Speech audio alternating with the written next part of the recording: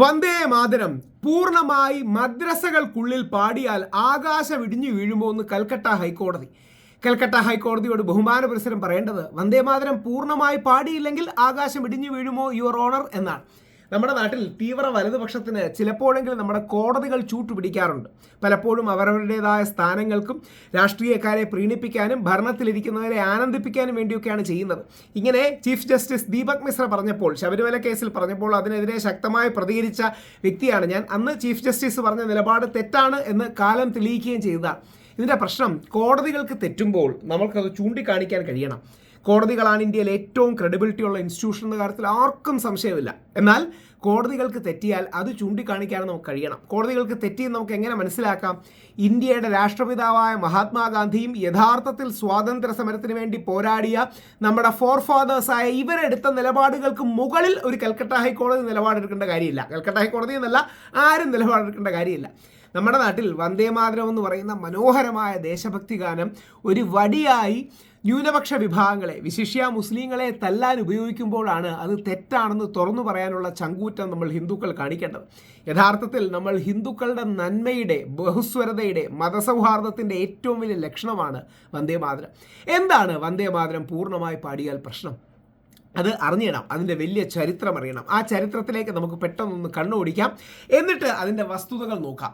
യഥാർത്ഥത്തിൽ വന്ദേ മാതരത്തിൽ ദുർഗ, ലക്ഷ്മി, സരസ്വതി സ്തുതി വരുമ്പോൾ അത് നമ്മുടെ സഹോദര സമുദായങ്ങൾക്ക്, വിശിഷ്യ മുസ്ലിം, ക്രിസ്ത്യൻ അടക്കമുള്ള ഏകദൈവ സങ്കല്പങ്ങളുള്ളവർക്ക്, എന്തിന് അംബേദ്കറൈറ്റ്സിന്, അതായത് ഹിന്ദു ദേവീ ദേവന്മാരോട് ആശയപരമായി വിയോജിപ്പുണ്ടെന്ന് പറയുന്ന അംബേദ്കറൈറ്റ്സിന് അടക്കം അതിനോട് വിയോജിപ്പുണ്ട്. അപ്പോൾ വലിയൊരു വിഭാഗത്തിന്, നമ്മുടെ സഹോദര സമുദായങ്ങൾക്ക് അതിനോട് വിയോജിപ്പുണ്ടെന്ന് കണ്ട് മഹാത്മാഗാന്ധിയും, രാഷ്ട്രപിതാവായ യഥാർത്ഥത്തിൽ ഈ നാടിന് വേണ്ടി പോരാടിയ മഹാത്മാഗാന്ധിയും, രവീന്ദ്രനാഥ ടാഗോറും, നേതാജി സുഭാഷ് ചന്ദ്രബോസ്, രാജ്യസ്നേഹികളുടെ രാജകുമാരൻ എന്ന് മഹാത്മാഗാന്ധി വിളിച്ച സുഭാഷ് ചന്ദ്രബോസും, ഇന്ത്യയുടെ ആദ്യത്തെ പ്രധാനമന്ത്രി നെഹ്റുജിയും, ഇന്ത്യയുടെ ഉരുക്കു മനുഷ്യനായ സർദാർ വല്ലഭായ് പട്ടേൽ അടക്കമുള്ള വലിയൊരു വിഭാഗം ആൾക്കാർ ഒരുമിച്ച് ചേർന്നെടുത്ത സമവായം, തീരുമാനം ഇന്നത്തെ കാലത്ത് തീവ്ര വലതുപക്ഷ രാഷ്ട്രീയത്തിന് വേണ്ടി അട്ടിമറിക്കുന്നത് വന്ദേമാതരത്തോടുള്ള സ്നേഹം കൊണ്ടൊന്നുമല്ല, പകരം വന്ദേമാതരം ഉപയോഗിച്ച് സമൂഹത്തിൽ വർഗീയത ഉണ്ടാക്കാനുള്ള പ്രവണത കൊണ്ടാണ്. നമുക്ക് വന്ദേമാതരത്തിൻ്റെ ചരിത്രത്തിലേക്കും വന്ദേമാതരത്തിൻ്റെ പ്രധാന ആസ്പെക്ട്സിലേക്കും ജസ്റ്റ് ഒന്ന് കണ്ണോടിക്കാം.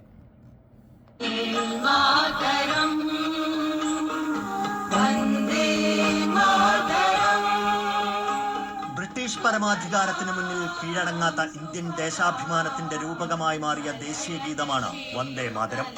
അത് പൂർണ്ണമായും ആലപിക്കുന്നതിൽ എന്താണ് തെറ്റെന്നാണ് ചിലരുടെ ചോദ്യം. കേൾക്കുമ്പോൾ ലളിതമെന്ന് തോന്നുമെങ്കിലും അത്ര നിഷ്കളങ്കമല്ല ഈ ചോദ്യം.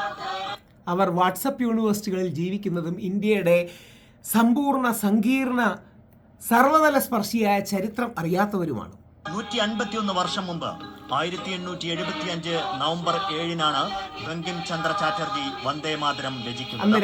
രാജ്യത്തിന്റെ വൈവിധ്യങ്ങളെ അഭിസംബോധന ചെയ്യുന്ന വന്ദേ മാതരം ഏറെ താമസിയാതെ തന്നെ ഇന്ത്യൻ ദേശീയ വികാരമായി. 1896-ൽ കോൺഗ്രസിന്റെ കൊൽക്കത്ത ദേശീയ സമ്മേളനത്തിൽ രവീന്ദ്രനാഥ ടാഗോർ ആദ്യമായി വന്ദേ മാതരം ആലപിച്ചു. ബംഗാളിലെ തെരുവോരങ്ങളിൽ നിന്നും രാജ്യമൊട്ടുക്കും അത് പ്രതിധ്വനിച്ചു. 1937-ലെ കോൺഗ്രസ് സമ്മേളനം വന്ദേ മാതരത്തെ ദേശീയ ഗീതമായി അംഗീകരിച്ചു. സ്വാതന്ത്ര്യശേഷം ഇന്ത്യൻ ഭരണഘടനാ അസംബ്ലി ജനഗണമനയെ ദേശീയ ഗാനമായും വന്ദേ മാതരത്തെ ദേശീയ ഗീതമായും ഔദ്യോഗികമായി അംഗീകരിച്ചു.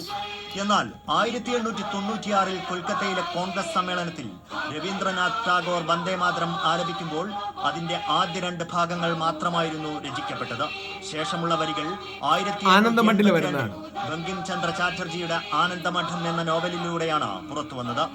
1937-ലെ കോൺഗ്രസ് സമ്മേളനത്തിൽ മഹാത്മാഗാന്ധി, ജവഹർലാൽ നെഹ്റു, സർദാർ പട്ടേൽ, നേതാജി എന്നിവരെല്ലാം അടങ്ങിയ നേതൃത്വം വന്ദേ മാതരത്തിന്റെ ആദ്യ 2 ഭാഗങ്ങളെ മാത്രമാണ് ദേശീയ ഗീതമായി അംഗീകരിച്ചത്.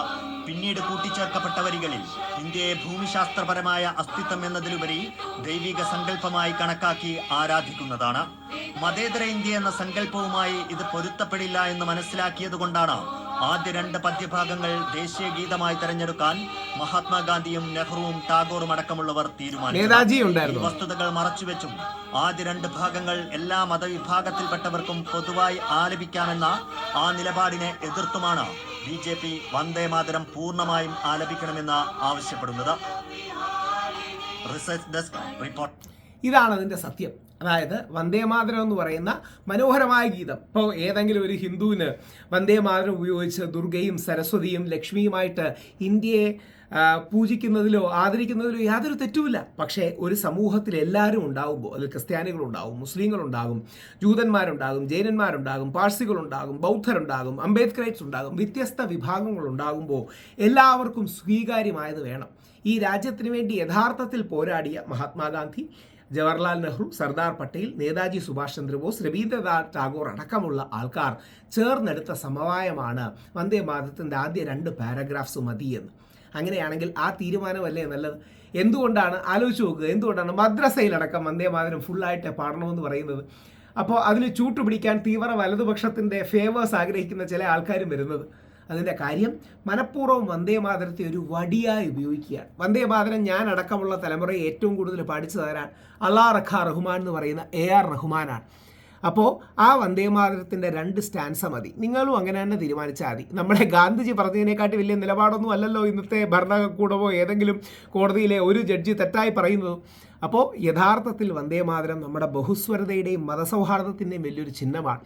നമ്മൾ ഹിന്ദുക്കൾ എല്ലാവരുടെയും താല്പര്യം കൂടി എടുത്ത് നമുക്ക് കൂടുതൽ താല്പര്യമുള്ള, എന്നാൽ എല്ലാവരുടെയും താല്പര്യത്തിന് വേണ്ടി സ്വന്തം താല്പര്യങ്ങളെ ബലികഴിക്കുന്നതാണ് വന്ദേമാതരത്തിൽ കാണുന്നത്. ഈ രാജ്യത്തിൻ്റെ നന്മയാണ്, നമ്മുടെ ഹിന്ദുക്കളുടെ നന്മയാണ്, ഈ രാജ്യത്തിൻ്റെ മതസൗഹാർദ്ദമാണ്, ബഹുസ്വരതയാണ്. ആ ബഹുസ്വരതയെ ഉയർത്തിപ്പിടിക്കാൻ നമുക്കാകട്ടെ. വന്ദേമാതരത്തെ ഒരു വടിയായി ഉപയോഗിച്ച് വർഗീയത ഉണ്ടാക്കുന്നത് കപട രാജ്യസ്നേഹമാണ്. അത് വന്ദേമാതരത്തോടുള്ള സ്നേഹമല്ല, വർഗീയത ഉണ്ടാക്കാനും വിദ്വേഷം ഉണ്ടാക്കാനുമാണുള്ള ശ്രമം ആണ് എന്ന് നമ്മൾ തിരിച്ചറിയട്ടെ. വാട്സപ്പുകളിൽ വീണു പോകരുത്. യഥാർത്ഥ ചരിത്രം എന്താണെന്ന് നമുക്ക് തിരിച്ചറിയാൻ കഴിയട്ടെ.